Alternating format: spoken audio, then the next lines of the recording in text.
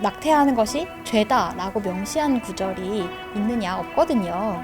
종교적으로 개인적인 신념으로서 낙태를 하지 않을 수 있겠지만 하겠다라는 사람들에게 저는 범죄 행위로 명명하는 것이 과연 맞는가? 우리 모두는 여성의 삶과 여성의 몸을 빌려서 세상에 나왔다라는 사실 동안 모두 기억을 해야 한다고 생각을 해요. 지난 7일 정부가 임신 14주까지 낙태를 허용한다는 입법 예고안을 내놨습니다.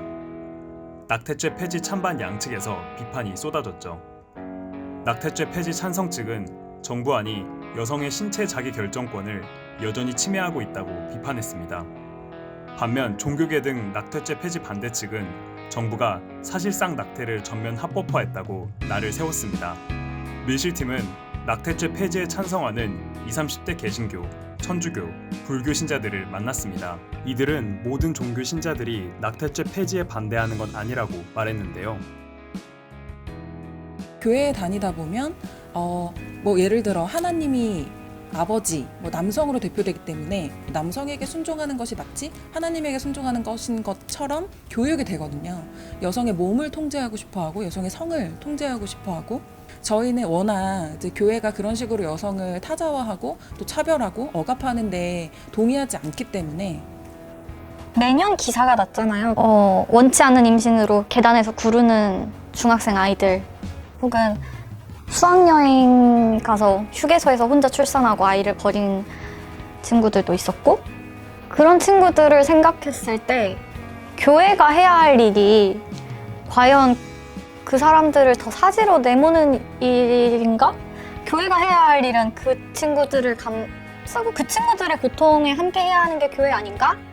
라는 생각이 많이 들었고, 불교에서 이제 5계라고 이제 5가지 계율이 있는데 그 중에 첫 번째가 불살생이라고 살생을 하지 말아라라는 계율이 있는데, 교리적으로는 사실 낙태 행위를 최대한 금해야 한다, 최대한 하지 말아야 한다라고 판단하기는 하지만, 그래도 현재 살아가고 있는 인간은 저희 여성들이고 여성들의 판단을 존중해줘야 된다고 생각을 하고요.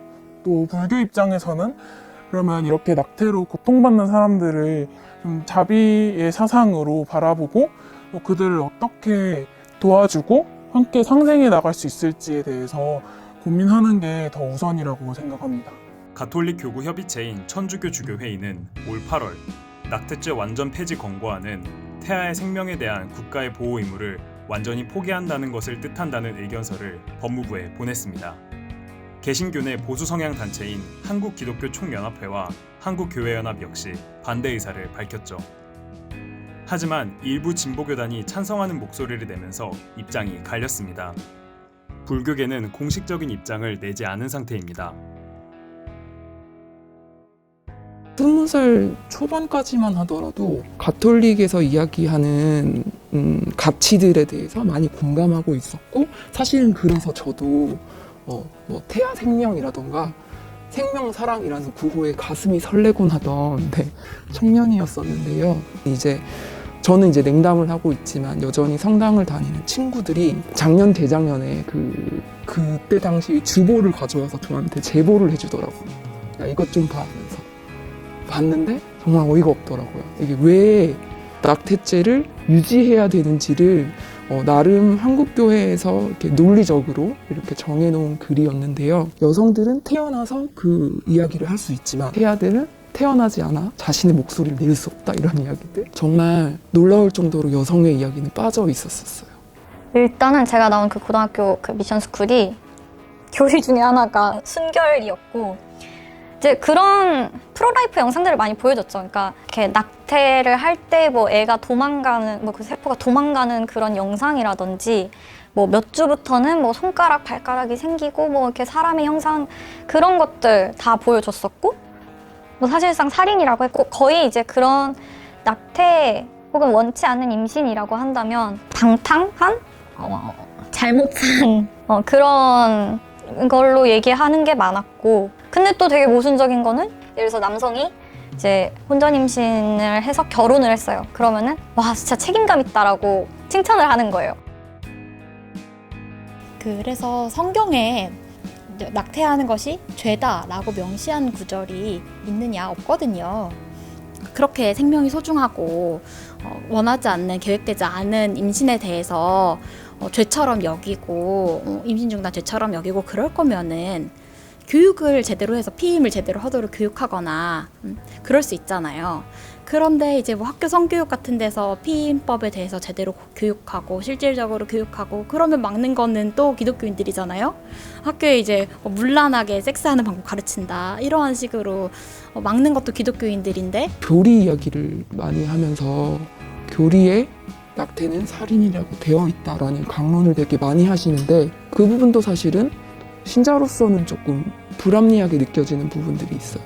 왜냐하면 교회는 2000년이 넘는 역사 동안 성경이라는 것을 계속해서 재해석해온 역사가 있고 같이 따라가는 것에 되게 필요한 일이고 멋진 일이다라고 생각하는데 이 이슈에만큼 너무나도 뒤처져 있는 것이 있어서 정말 임신 가능성이 전혀 없는 분들만 할 수 있는 생각이잖아요. 누가 그렇게 하겠어요. 그럼 안 되죠. 낙태를 하고 싶어서 신나게 하는 사람이 세상에 어디 있겠어요. 어쨌든 그 몸에 무리가 가는 일이고 약을 먹든 수술을 하든 몸에 무리가 가는 일인데 그걸 좋아서 하는 사람은 세상에 있지도 않을 뿐더러 임신 중단을 선택하는 여성은 굉장히 많은 요소를 생각하고 결정하는 굉장히 전인적인 결정인데 그거를 무분별하다라는 걸로 표현한다는 것은 여성의 결정, 여성의 생각을 굉장히 같이 평가절하하고 신뢰하지 않는 표현이라고 생각해요. 그냥 아울러서 말하자면 있는 생명부터 잘 챙기라고 하고 싶어요. 지금 이 세상에도 얼마나 많은 사람들이 죽어가고 있는데 얼마나 많은 사람들이 고통스러워하고 죽어가고 있는데 우리 모두는 태아였다라는 이야기를 교회와 성당에서 많이 하시는데요. 우리 모두는 태아였기도 하지만 우리 모두는 여성의 삶과 여성의 몸을 빌려서 세상에 나왔다라는 사실 동안 모두 기억을 해야 한다고 생각을 해요. 하다못해 예수님조차도 마리아라는 여성 인간의 몸과 삶을 빌려서 세상에 나왔는데 그 중요한 사실을 많이 간과하고 있다고 생각을 하고요. 낙태죄 자체는 종교와 조금 떨어져서 바라봐야 된다고 생각을 해요. 낙태죄 자체는 한 인간으로서의 자기 결정권을 일방적으로 희생하는 범죄 행위로 낙인 찍는 것이기 때문에 종교적으로 개인적인 신념으로서 낙태를 하지 않을 수 있겠지만 그렇다고 낙태를 하겠다라는 사람들에게 하는 범죄 행위로 명명하는 것이 과연 맞는가? 그게 과연 불교의 가르침이었나? 라는 생각을 조금 더 해보면 좋을 것 같아요.